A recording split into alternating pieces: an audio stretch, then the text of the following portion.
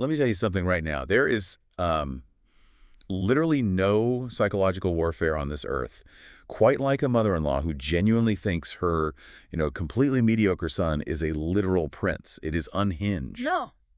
Yeah, no, absolutely. And there's just no delusion, quite like a woman who hasn't clocked into a real job since, like, the Reagan administration trying to give complex business advice. It is a sickness. It is a destabilizing force of nature. I am exhausted just thinking about the audacity of it all. I really am. Babes, welcome back. We love you. We see you. And babes, we are so happy to have you back. We made it to the microphones, barely, but we made it. Barely is the word. Because, babes, we have had the most chaotic morning because we just spent 7 hours driving back from New York. And, babes, we already missed the city. My vocal cords are fried, my patience is thin, and my bloodstream is, like, 90% caffeine at this point. The energy, though, there's nothing like stepping out of your hotel in Manhattan.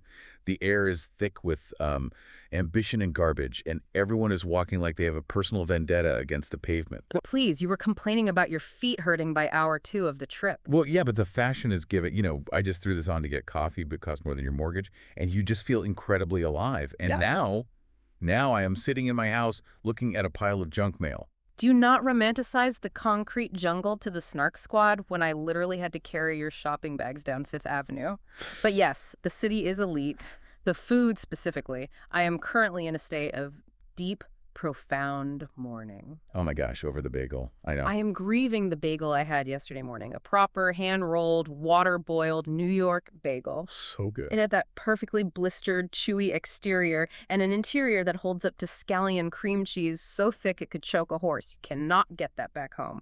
What we have here in our town is circular bread. It really is an insult to carbohydrates. It lacks the structural integrity that the New York water provides. I am devastated. It's true. We are living in a bagel wasteland. But I miss the people watching even more. Like, we sat at that cafe in Soho for 3 hours yesterday and watched a woman in a full archival runway break up with a guy wearing a finance bro fleece vest. On a street corner. Yes, and she didn't even drop her iced matcha. She just coldly dismantled his ego while sipping out of a metal straw. It was cinema. It was high art, honestly. Why does every trip feel mathematically too short? We were there for 4 days, and somehow, according to the laws of physics, it felt like 36 hours. Time is a thief. Time is a thief. But that 7-hour drive home was a hostage situation, and I was the hostage. Excuse me. I drove the entire time. My hands were 10 and 2 on the turnpike. Yes, physically your hands were on the wheel, but my ears and my sanity were being actively assaulted. Let's talk about your feral car habits. Wait, my habits. First of all, the snacking. Who eats an entire family-sized bag of spicy Takis at 9 in the morning, followed by a massive sugary iced coffee in an enclosed, climate-controlled vehicle? It is called road trip fuel. You have to stay stimulated. The smell was physically aggressive. The red dust was everywhere. You looked like you were dusting for fingerprints at a crime scene. You get highway hypnosis if you don't have something crunchy to engage the senses. And the playlist. You put on a playlist titled 2012 Club Rat and refused to let me skip anything. I had to listen to Pitbull, LMFAO, and Keehaw back to back while we were stuck in dead-stop gridlock traffic. You loved it.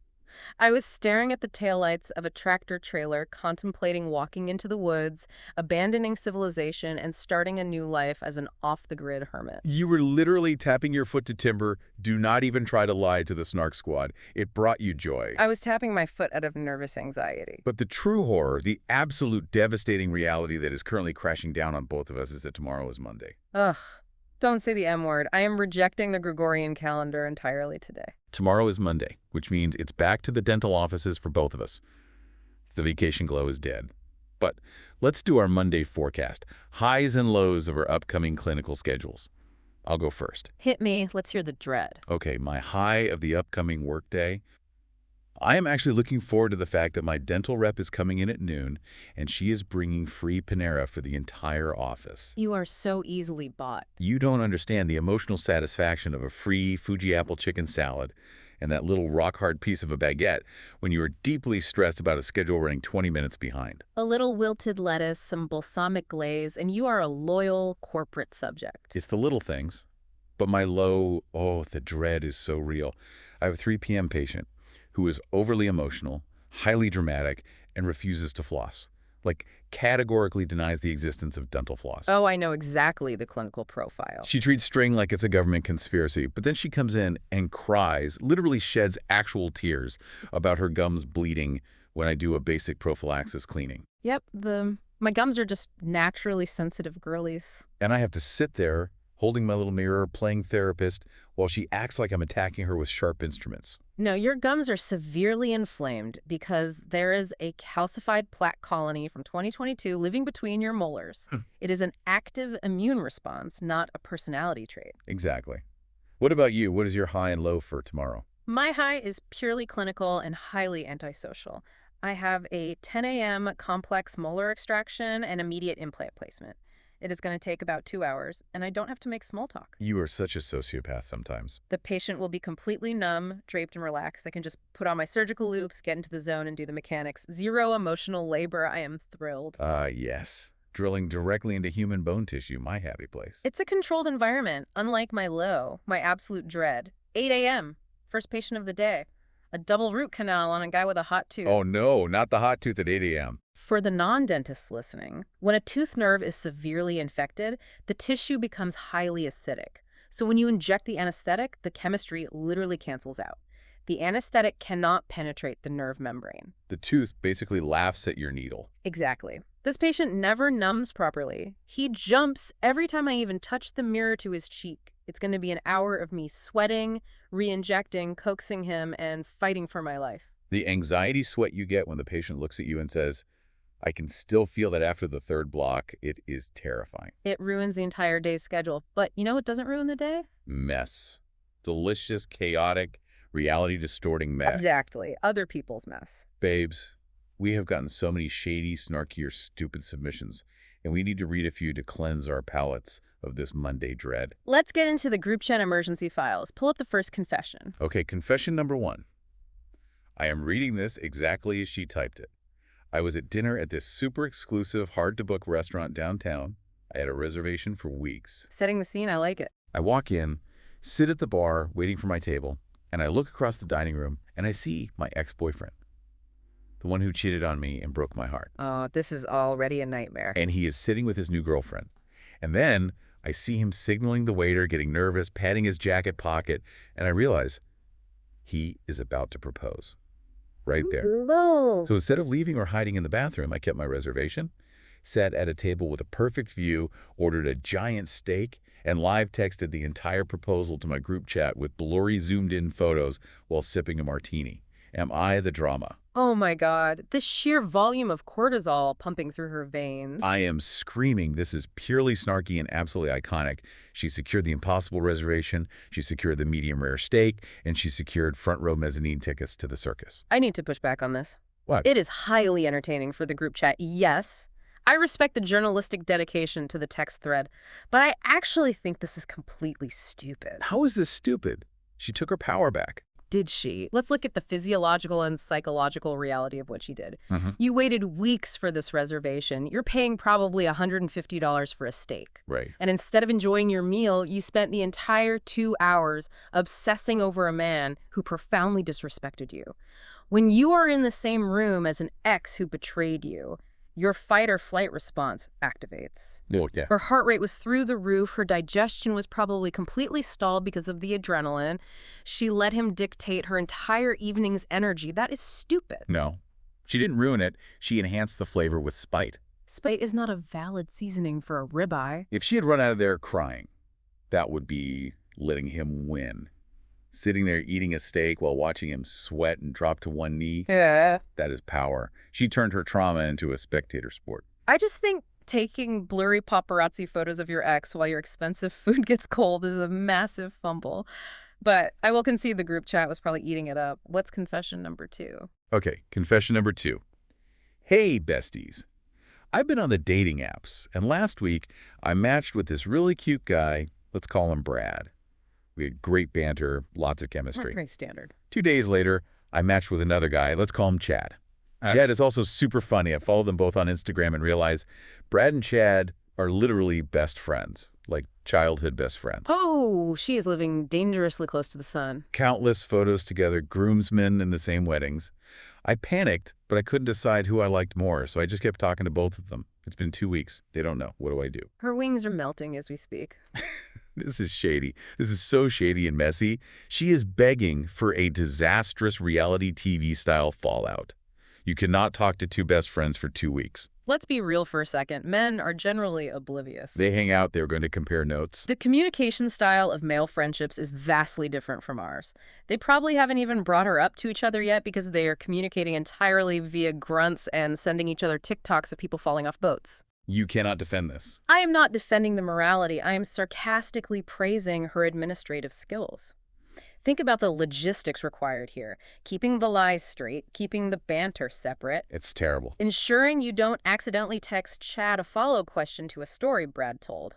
That takes a level of project management and focus that I frankly admire. She is running a covert operation out of her iPhone. You would admire the logistics of a train wreck. She is going to ruin a foundational friendship. She needs to pick one or ghost both immediately. She's not going to ruin a friendship. She's going to ruin her own weekend when they inevitably show up to the same bar. Okay, hit me with the last one. Confession number 3. My coworker has been stealing my lunch from the office fridge for a month. I tried putting my name on it. Nothing worked. I knew exactly who it was, but HR needs concrete proof. Oh, office fridge drama is top tier. So instead of confronting her and causing a scene, I started making the most elaborate, gorgeous, expensive lunches, like artisanal charcuterie boards, wild-caught salmon bowls, handmade truffle pasta. Wait, I love where this is going. And every morning, before I put it in the fridge, I take a beautifully lit magazine-quality photo of it, post it in the main office group chat, and say, "Can't wait to eat this at 12:30. Suddenly, the lunches stop disappearing. Brilliant. Masterful. Absolutely no notes. Top-tier snarky behavior. We love a passive-aggressive queen securing her Tupperware. That is not just passive-aggressive. That is applied psychological warfare. Let's unpack why this is so effective. She basically set a tripwire in the group chat. Totally. If the lunch thief steals the truffle pasta after everyone in the entire office has just seen a high-def photo of it, the thief knows they will be hunted down by the collective consciousness of the office. You can't secretly eat a highly recognizable broadcasted meal. It removes the anonymity of the crime. It's checkmate. It really is. It's securing the bag, quite literally. Yeah. And speaking of securing things, the moment has arrived. Yes. Hand it over. Do not delay. The peach bellinis are on deck. Ah. Oh my God. Babes, after 7 hours in a car, they've never tasted better. After being trapped in a vehicle with you, this is not just a drink. It is a medical necessity to regulate my nervous system. It is life-saving. Yeah. But let's spiral for a second. Why do peach bellinis continue to dominate summer? Because they do. Every patio, every brunch, it's just a sea of orange-pink slush. Let's look at the mechanics of the cocktail. First of all, the aesthetic is undefeated. It looks like a Tuscan sunset in a glass. It photographs incredibly well, which matters in the modern brunch economy. So true. Second, peach nectar is incredibly viscous and heavily flavorful, which means it perfectly masks the taste of a $10 bottle of cheap Prosecco. You can use absolute bottom shelf abrasive bubbles, mix it with thick peach puree, and the acidity is neutralized. Yes, it gives instant hot girl summer energy. You hold a peach bellini and suddenly your posture is better, your lip gloss is popping, your problems melt away. Drink up, pace yourself, because we need the stamina for what's next. You are so right. Babes, enough about New York, peach bellinis, and messy confessions. Let's get into Belle Collective. Season 7, Episode 13, or Season 8, Episode 3, depending on what streaming platform is actively lying to us today. Mother-in-law in order. And boy, was their order attempted. Let's dive in. And I want to frame this entire recap around one core theme, the weaponization of proxies. Ooh, I love that framework. Every single conflict in this episode involves someone using a third party, a mother, a friend, a lawyer, to fight a battle they are too cowardly to fight themselves.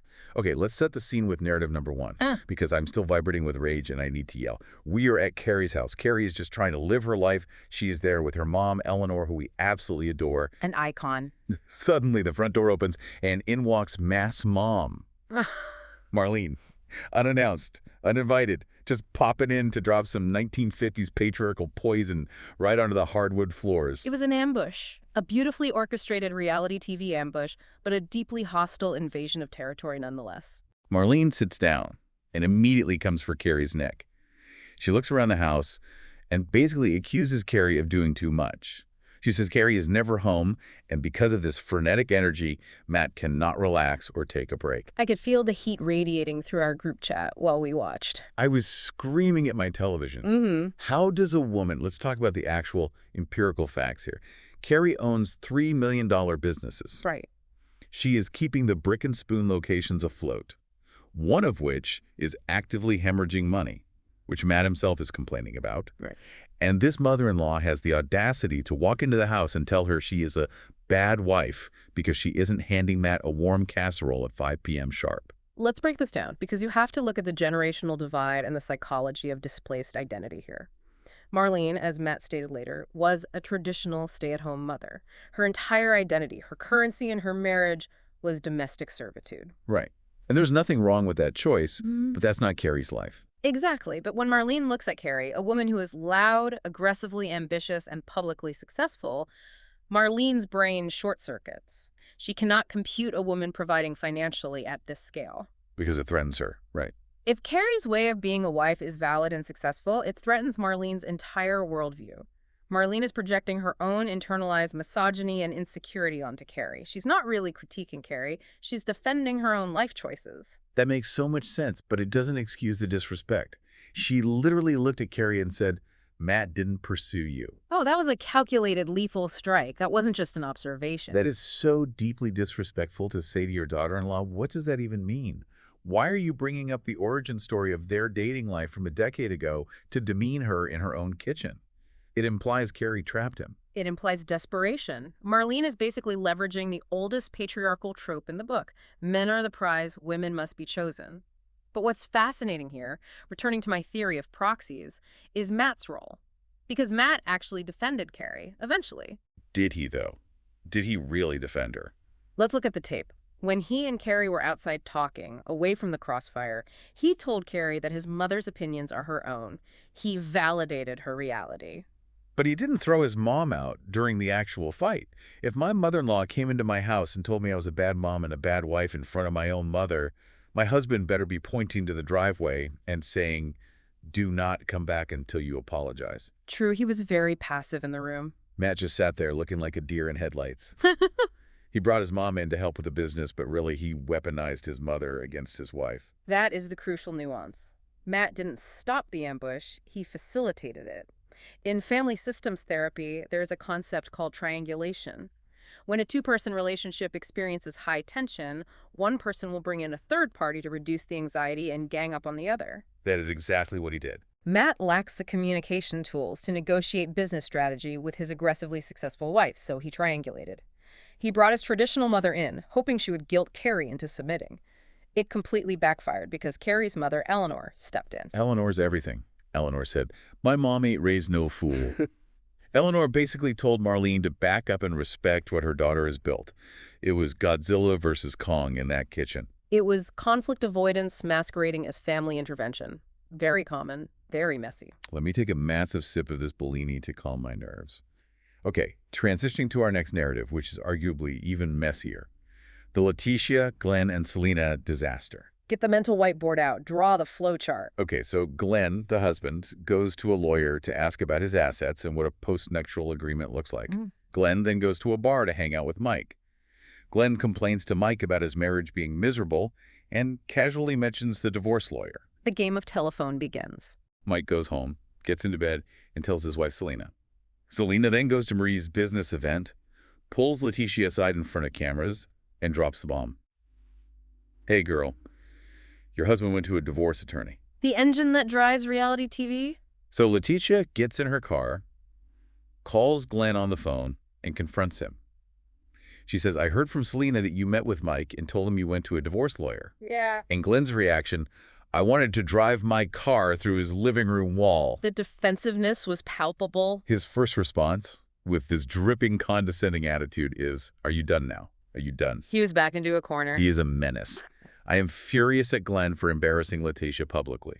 Why are you talking to Mike about your assets before you talk to the woman you are legally married to, and then you treat her like an annoying child? Okay, take a breath, lower your voice, because here's where I completely flipped the script on you, and I need you to listen to historical data. I'm listening, but I'm glaring at you over my glass. Let's be real. Let's look at the actual timeline of this marriage. Lateshia did the exact same thing. Wait, what? Yes, do not get reality TV amnesia now just because Lateshia is crying. Seasons ago, what did Lateshia do? She went behind Glenn's back, she went to a financial advisor, she went to talk to someone about a postnup, and she did not tell Glenn. Okay, for the listeners who don't remember, she was hiding those assets because she was protecting herself from his past infidelity. She was securing a safety net. Motivation aside, the action is identical. You cannot scream, cry, and play the victim about a lack of communication when your husband pulls the exact same play out of the playbook you wrote. But the U-turn comment. Glenn explicitly said on the phone, "What about all the people you went to go see without me knowing?" It don't feel good to have a U-turn pulled on you, does it? He was right. Lateshia is just mad that she's getting a taste of her own medicine. They operate like two warring factions. Think of their marriage like the Cold War. They fight via proxy wars. They use financial advisors, lawyers, and friends like Mike and Selena to leak intel. Lateshia wants to control the narrative, and she is furious that Glenn stepped outside of her control matrix. Wow, the Cold War metaphor is terrifyingly accurate. But what about Selena? Was Selena messy for bringing it up in front of the group at an event? Or was she just being a loyal friend? Selena is a proxy state. She is the messenger pigeon of chaos. Let's not pretend she did this out of pure loyalty to womanhood. If she wanted to protect Lateshia, she would have called her privately, without a microphone pack on. Right, bringing it up with cameras rolling is a calculated reality TV move. Yeah. I still hate how Glenn spoke to her, though. Are you done? It shows he has zero respect for her emotional reality. They are trapped in a cycle of retaliation. And speaking of being trapped in a cycle with no clear exit, let's shift to narrative number 3. Latrice, Cliff, and the baby ultimatum. Oh, this storyline is getting so dark and heavy. So, keeping with your proxy theme, Latrice's mom, Gloria, ambushes Cliff at a Mexican restaurant. Poor Cliff just wanted some chips, salsa, and a margarita, and suddenly he's in an interrogation room with his mother-in-law demanding reproductive answers. Gloria sits him down and basically demands that he give Latrice a baby. Cliff pushes back, says he is 56, he wants to travel, and he brings up the medical reality that Latrice is not taking her fibroid surgery seriously. Valid points. Then we cut to Cliff and Latrice going fishing. Latrice is in full glam, casting a fishing line. Cliff brings up the meeting with Gloria and drops a bomb. He is seriously considering a vasectomy. The timing of that vasectomy comment was aggressive. Doing it on a boat where she cannot escape, masterful, cruel. And Latrice looks at him and says, dead serious, that if he gets a vasectomy and refuses to give her a baby, it is grounds for divorce. The absolute end of their marriage. My heart broke for her. I feel terrible for Latrice. She wants a baby so badly. It is sad. Emotionally, yes. But analytically, we have to look at the cold, hard facts of this timeline and the biology. Yeah. Because the internet is actually heavily on Cliff's side with this, and I firmly agree with them. How can you side against a woman who just wants to be a mother? That's so cold. Because you cannot rewrite history to suit your current emotional state. Cliff is 56 years old. He has 5 children already. Let's rewind the tape. 10 years ago, when he was in his mid-40s, he literally begged Latrice for a baby. And what did Latrice say? She said no. She said she wasn't ready. That's different than a hard no forever. But the biological and temporal window closed. He accepted her not ready and moved on with his life plan. Now she is 38. He is nearing 60. You cannot force a man who is 3 years away from being a sexagenarian into midnight feedings when the original operative agreement was no kids. But she changed her mind. They are allowed to change their minds, but men are also allowed to honor their own limitations. Furthermore, let's talk about the stark medical reality. Latrice has severe fibroids and blood clots. She needs major surgery to clear her uterus. She keeps pushing the surgery off. Yeah, that part is a profound disconnect. You cannot physically carry a healthy pregnancy if your uterus is compromised by severe fibroids. Latrice needs to focus on her health, not a baby she isn't medically cleared to have. When you issue an ultimatum like, give me a baby or we divorce, you have already broken the marriage. It is emotional blackmail. Wow. Okay, when you lay out the biology and the timeline like that, it does look like she's trying to force a square peg into a round hole. It's hard to watch. Let's lighten the mood and transition to narrative number 4. Marie is outside. Marie is outside. Marie went on her first date since the Cedric disaster. She goes to taste with Carlos. Carlos is an older gentleman, very put together, but very intense. He is a whole lot of man. He came in hot. He compliments her makeup, and Marie aggressively flexes that she doesn't need makeup. Yeah. Then Carlos just randomly breaks into song in the middle of the dining room. Oh, baby, you got that juice. Stop it. Please, my ears. It was so loud. I thought it was giving very cringe but sweet uncle energy. Like he's just an old-school romantic trying to woo her with an R&B track? It was a performance. And Marie, showing massive personal growth, recognized the pattern immediately. Carlos is too much man for Marie right now. She is freshly out of trauma. I applaud her for smartly claiming she is just outside dating without commitment. Exactly. Protect your peace, Marie. Eh. And then we get the scene at the cigar lounge with Marie, Latrice, and Tambra. Latrice tells them she is having a baby, completely ignoring the fibroids, and demands that all the Belles be godparents. The collective's silent eye roll for Marie and Tambra was palpable. And then Latrice, trying to prove she has innate maternal instincts, offers to babysit Tambra's 2-year-old daughter. And how does she propose to entertain this fragile toddler? By putting her in a jacuzzi. A hot tub. She wants to boil a toddler like a lobster. I lost my mind. Tambra's face was like, I will call Child Protective Services right now. Latrice is treating a baby like an accessory. Let's explain why this is horrifying. Toddlers cannot thermoregulate like adults. Their core body temperature rises rapidly. Putting a 2-year-old in a 100-degree hot tub is incredibly dangerous. Latrice should maybe try keeping a succulent alive for 6 months before she offers to babysit human toddlers near bodies of water. It was so funny, but also deeply horrifying. Okay, let me pour us a heavy top off because we are transitioning into the segment. Poor heavy. We have performance reviews to do. All right, Snark Squad, welcome to segment 1. Bag secured or bag fumbled? Let's start with Carrie. Did she secure or fumble? Carrie absolutely secured the bag. She sat at her own kitchen island. She let her mother do the heavy lifting with the shouting, but she firmly defended her 3 businesses. She looked Marlene in the eye and said respectfully, my mom ain't raised no fool. She protected her empire. I agree, but I'm going to argue a slight fumble on the husband management. She fumbled her domestic peace by letting Matt use his mom as a weapon without checking him immediately. Next, Glenn. Did he secure his peace or create chaos? I think Glenn secured his peace. Fumbled. Massive fumble. He created a Category 5 hurricane by talking to Mike instead of his wife. He fumbled his marriage and his public image. I strongly disagree. Listen to the mechanism of leverage. He secured his peace because he finally stopped playing Letitia's rigged game. He went to a lawyer to figure out his own assets. He empowered himself with legal knowledge. Was the delivery sloppy? Yes, but the core action is securing the bag. I hate that you make logical sense sometimes. Fine. Next up, Latrice. Secured or fumbled? Fumbled. Tremendously historically fumbled. Threatening divorce over a baby when you won't even get your life-threatening fibroids removed is illogical. You are alienating a husband who funds your lifestyle. She fumbled her marriage and her health on a fishing boat. Yeah, the jacuzzi comment really sealed the fumble for me. Okay, last one. Marie. Completely secured. Secured. Marie is my MVP right now. She's eating free food at Taste, getting serenaded, but protecting her peace by staying outside. She secured a fun night out and 0 emotional attachment. Moving smoothly to segment 2. Group chat emergency meeting.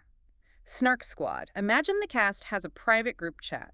First up, who sends the massive unhinged paragraphs? Oh, this is easy. Lateshia. She sends those giant blue bubble essays that take up 3 phone screens. Huh? She uses corporate therapy buzzwords. She sends them at 2 a.m. 100% Lateshia. Okay, who leaves people on read? Carrie. Carrie looks at the notification on her Apple Watch while she's managing the expo line, rolls her eyes, and completely ignores it. Spot on. Carrie is the queen of the read receipt power move, who screenshots everything. Selena, she is the archivist.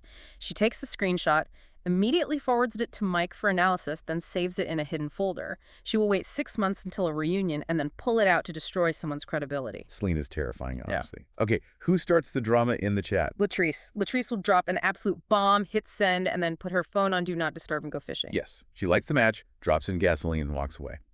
Which brings us to the final role. Who secretly enjoys watching the drama? Marie. She is sitting on her couch, drinking a glass of expensive red wine, not typing a single word, just watching the typing bubbles pop up and laughing to herself. Segment 3, reality TV performance reviews. We are giving letter grades. I'll start with Carrie.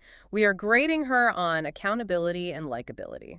I'm giving Carrie an A in accountability for holding her ground against the mother-in-law and a B+ in likability. She is a little intense about the I own 3 businesses flex, but I found her highly likable. Fair assessment. I'll take Lateshia. Grading her on communication and messiness, she gets a hard F in communication. You do not confront your husband about divorce rumors over the phone at a public event. However, she gets an A+ in messiness for doing exactly that.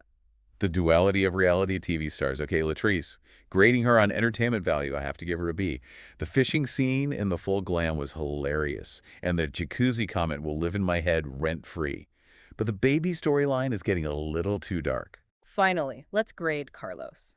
The date. Entertainment value. I give Carlos an A. You have to respect a man who has the sheer vocal confidence to break into an R&B serenade in a mid-level dining establishment without a backing track. He brought the theater. Okay, final segment. Segment 4. Summer energy forecast. Let's go rapid fire. Who will have a hot girl summer? Marie, obviously. She is outside, she is dodging commitment, and she is successfully avoiding Cedric's toxic orbit. Agreed. Who will start unnecessary drama? Selena, the messenger pigeon will strike again. She has a taste for blood now. Who will reinvent themselves? I think Carrie. I think this fight with Marlene is going to push her fully into her influencer era. She's going to stop stressing over the failing restaurant and just become a full-time content creator. Pivot to profit. Who will make a shocking decision? Latrice. I predict she is going to push Cliff to the absolute brink, realize he is not going to budge, and she is going to adopt a teacup poodle, dress it in designer clothes, and pretend this whole biological baby thing never happened. Oh my God, the teacup poodle theory is so accurate. Okay, last one. Who will end the summer with regrets? Glenn. Glenn is going to end the summer with deep regrets because he went to the lawyer to look tough. But once he actually sees the retainer fee for a high-powered divorce attorney, he is going to panic. He is going to regret opening Pandora's box. The read is lethal today. Oh. You are operating on a higher plane of Snark. It's the Peach Bellini. It clarifies the mind. Well, Snark Squad, that brings us to the end of our messy commentary. But before we let you go, we need you to sound off in the comments, in the DMs, and in the group chat. We have questions for you. Which cast member had the best episode? Are you Team Carrie holding boundaries, or are you Team Marie dodging the serenades? And which shady, snarky, or stupid listener confession was the messiest? Was it the ex-proposal stakeout, the dating app bestie juggle, or the lunch thief? Let us know. And are Peach Bellinis still the drink of the summer? Give us your beverage takes. Thank you so much for listening, for putting up with our exhausted post-New York, pre-Monday dentist grad energy, and for always hanging out with us. Reminder to the squad. Subscribe to the feed. Leave us a messy, highly detailed 5-star review, and share this audio with your group chats. If you don't share it, you're basically the coworker stealing the lunch. Be the one posting the truffle pasta. We love you. Stay messy. Stay fabulous. And we'll see you on the Snark side. But seriously, if you ever let a mother-in-law speak to me like that, I will take the dental drill to your tires. Just a heads up.